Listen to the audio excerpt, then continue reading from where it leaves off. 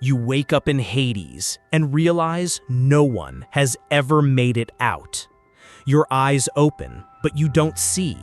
Everything around you is alive with darkness, thick, pulsing, suffocating, as if the air itself has forgotten what light is.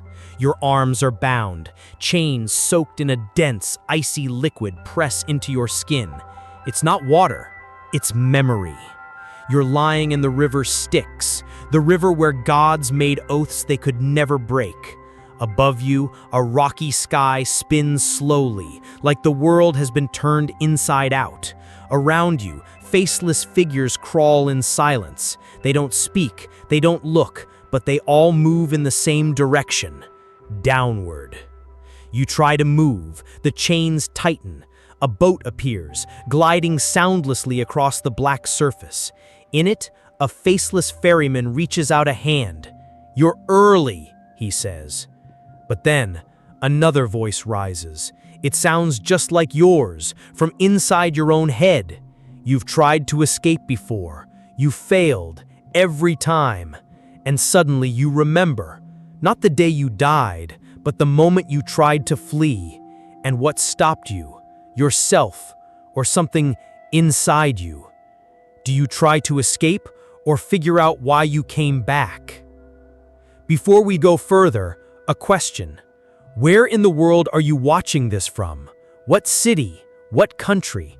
The underworld has many doors, and some only open for those who watch from places the gods have forgotten. Drop it in the comments. The next one to escape might start in your land. The boat moves without touching the water. You're standing, but don't remember standing up. The ferryman rows with an oar made from a human spine. The silence weighs like stone. The river Styx stretches to infinity, winding between hills that weep smoke. On each bank, columns of bone offer shelter to eyeless shadows. They watch you with the part of their faces that doesn't exist. You feel their gaze, but you can't look back. And the worst is still ahead. Up ahead, a wall of black iron cuts across the horizon. Gates as tall as mountains, sealed by living chains writhing in silent agony. Above them, empty thrones float, one for each judge of the dead. But the judges are gone. You turn to the ferryman. He speaks for the second time. "You're early. Again." The voice doesn't come from his mouth, but from the space around your skull. You try to ask something, but before the sound escapes, something approaches. A soul. Identical to you, same face, same eyes, but empty. It passes slowly and smiles, as if it already knows what you will or won't do. Other shadows draw closer. Some whisper, others just stare. One of them laughs, her teeth made of glass. "First time here?" Then adds, "Hope you make it to the door this time." You ask, "What door?" But no one answers. The boat docks. The ground isn't ground, it's fossilized flesh. The wall opens by itself, and a single voice echoes between the columns. "He has returned." You cross the threshold of the realm of the dead, and deep down, you know death was only the beginning. You step onto the dead ground of the underworld and feel something strange. Each footstep echoes as if being repeated, as if someone were walking exactly behind you. But when you turn around, the corridor is empty. You recognize the path, but don't know how. And then memories begin to invade. You're on Earth, running. A storm is chasing you. Lightning cuts the sky. A figure follows close behind, a woman veiled in shadows. She screams your name, but you're not even sure that name was ever yours. The scene shifts. Now you're falling from a cliff, then standing before a cave marked with ancient inscriptions, then bleeding on the steps of a temple forgotten by everyone except Zeus. And then whispers, not from outside, but from within your skull. Zeus didn't want this discovered. Not even Hades dared to cross. He locked you in here with his own blood. You try to shut it out, but the walls begin to close in, and you're pulled, without rope, without touch, straight into a tribunal carved into nothingness. 3 figures appear. They don't walk, they just emerge. Minos, Aeacus, Rhadamanthus, judges of the dead, translucent skin, voices in unison. They don't ask your name, only one question. Do you remember what you did? You try to answer, but all that comes to mind is blood, so much blood, running through your hands. And it wasn't just human, it was golden, divine, like the blood of the Olympians. They don't condemn you, they don't forgive you, they simply vanish and let you fall. You pass through the floor like mist and land before a buried gate, sealed with 7 locks. You don't know what lies beyond it, but your body does. It trembles, your breath quickens. You've tried to pass through before, more than once, and every time, something pulled you back, screaming. You feel the blood on your hands. It glows in the dark. It throbs. Would you dare to unlock the first seal? Or, once again, choose to forget? The gate stands motionless before you, but your mind doesn't. It sinks. You see something you haven't lived, or maybe you did, in another life. Iron chains stretch across the horizon. Thousands of souls scream in silence, stitched together, forming a living wall. Hades walks before them. He doesn't speak. He doesn't command. He simply touches each one with his bone scepter, and where he touches, the soul's light vanishes. These are not ordinary souls. They are the imperfect ones. The ones who saw what they shouldn't have. The ones who tried to escape. The ones who remembered too much. You see the face of one of them. It's you. Or a version of you stripped of time and identity. The memory shifts. Now you're behind someone. Music. A song. Orpheus. He's descending the same steps, into the same darkness. But when he turns his head, you're there, at the back of the cave, watching. He stumbles, hesitates, looks back, and loses everything. Eurydice vanishes like smoke. But what no one saw, what you saw, is that he didn't look back out of doubt. He looked because he heard you. You tried to warn him, and for that, you died. A female voice whispers through the dry air. You died because you knew too much. It doesn't come from outside. It's inside every stone, every shadow, Persephone, or what's left of her. You turn and see a hooded figure, sitting, waiting. A soul, twisted, frail, but alive. She laughs like shattering glass. Want to try again? You'll need this. She hands you something, a piece of skin. No, not skin. A scroll, made from skin, and on it, scratched with torn-off nails, a map. 7 doors, 7 locks. At the end, something without a name. You ask, have you tried to escape? She answers, escape? No, I am the map. And laughs until she crumbles into dust. The chains on the gate begin to tremble, and the first lock opens on its own. Do you still want to leave, or do you want to know what the gods buried here and never told anyone? The first lock breaks. The sound it makes isn't metal, it's bone snapping. Behind the gate, something stirs. The ground shakes. The chains coil like serpents in alarm, and deep within, a growl. Cerberus, the three-headed hound, guardian of the borders of the underworld. But he's not guarding, he's holding something in, and now you feel it. There's not just one creature behind the gate, there are thousands, trapped there since before the gods, before time, before memory.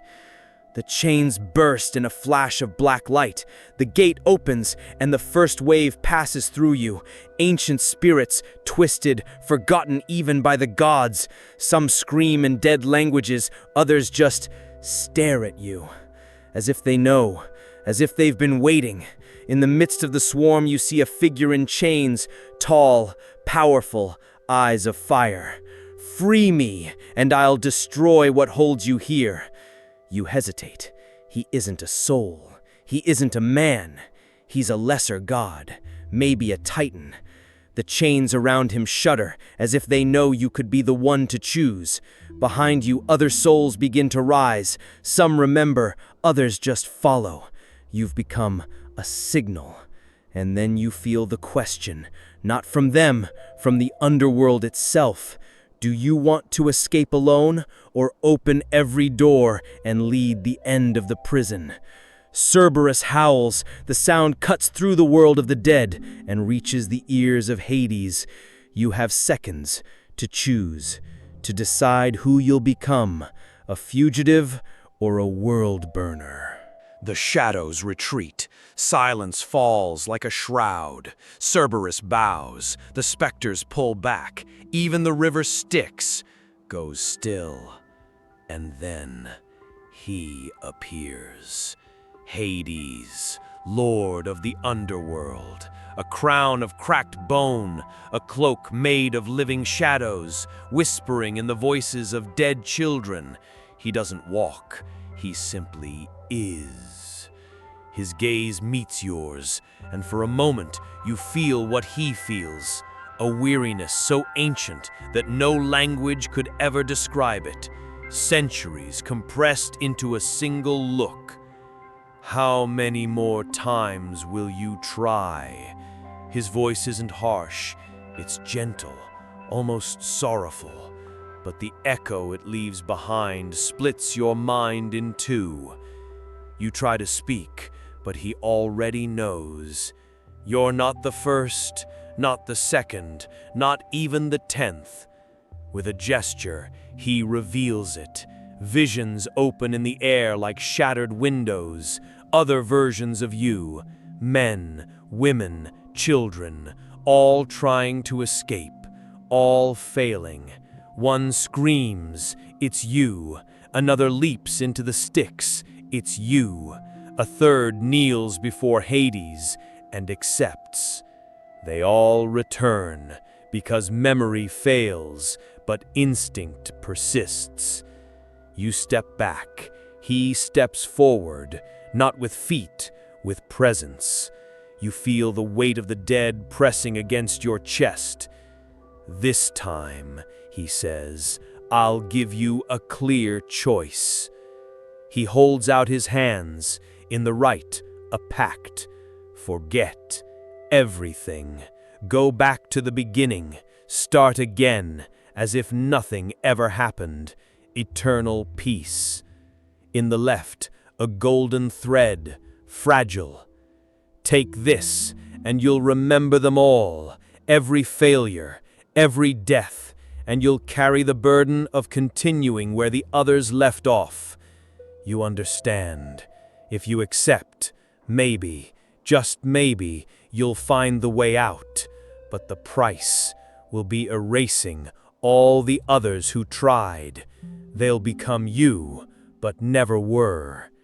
You face the two paths, peace or truth, forgetting or responsibility. You reach out your hand, but which way will you choose? You don't choose, not yet, because time stops, literally. The shadows freeze in place, the souls become statues of ash, even Hades' face fades. There's no sound, no breath, only the echo of the choice you almost made. A soft breeze brushes the back of your neck, but there is no wind in the underworld. And yet, there's a scent now. Flowers, pomegranates, spring blooming inside death. A hand touches your forehead, gentle, cold, absolute. You turn, and she's there. Persephone, not as a goddess of flowers, but as the queen of the dead. She doesn't smile, but her eyes are more alive than anything you've seen so far. Do you really think it's Hades who keeps these souls here? Her voice is a whisper, yet it fills everything. She shows you something, a gate, far older, far deeper, hidden even from the gods. What's behind that door was never meant to exist. Not even I, not even he can touch it. She steps closer. If you truly want to leave, you'll have to destroy what holds this realm together. And then, one last vision. You, again, standing before that same door. But something's different. This time, you're smiling. She steps back and whispers, "Careful. Not every prison is built to hold something in. Some exist to keep something from getting out." Time starts moving again. But something has changed. The underworld breathes as if it knows something has been broken. You feel the ground pulsing beneath your feet. The souls around you look on, not for salvation, but for an answer. You walk down a narrow tunnel, dark as the belly of chaos itself, and at the end, a light, blinding, white. And inside it, someone is standing. Same posture, same eyes, same blood. You, but not as you are now. It's you, in another attempt, older, more worn, with scars you haven't earned yet. He stares at you, smiles. Finally, I got tired of waiting for myself. You try to make sense of it, but he speaks first. You already made the choice. You just don't remember. I've tried to escape 1,000 times, each time faster, more afraid, and every time someone died because of me. This time, either we merge or one of us erases the other. He shows you something, a dagger made of bone, trembling, alive. With this, you can absorb everything I am, every memory, every failure, every wound. But if you do, there'll be no more versions. Only one of us will remain. You stare at him. He doesn't threaten. He doesn't beg. The choice is yours. If you take him into yourself, you carry the full weight of the cycle. But maybe, just maybe, that's the only way to break it. If you destroy him, you become the only version. No past, no guilt, but also no truth. The dagger is in your hand now. He doesn't move. What about you? You make the choice. It doesn't matter which, because the moment you commit, the underworld reacts. The light that enveloped the other either dissolves, merges with you, or vanishes entirely. But in any case, there's no turning back. The ground trembles, but not like before. Now it cracks. Shards of reality begin to crumble around you.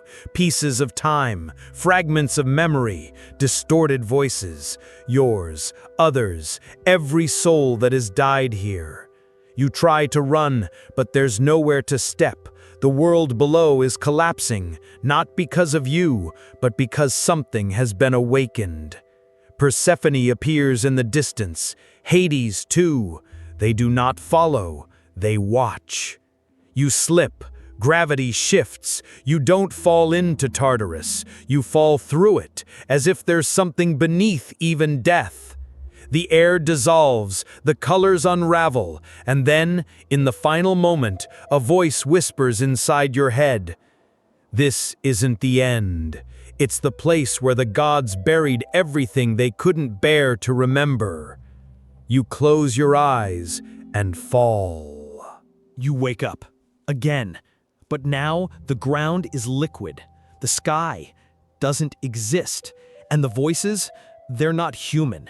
They're echoes of promises made by gods who no longer exist. In front of you, a stone staircase floats in the void, each step marked with a name carved in ancient blood. On the final step, yours. Do you climb, or wait to see who else fell with you? If you survived death, just wait until you see what lies beyond the end of the gods.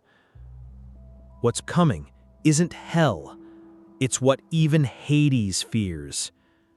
If you want to know what waits beyond the final door, subscribe now. The next chapter is already waking.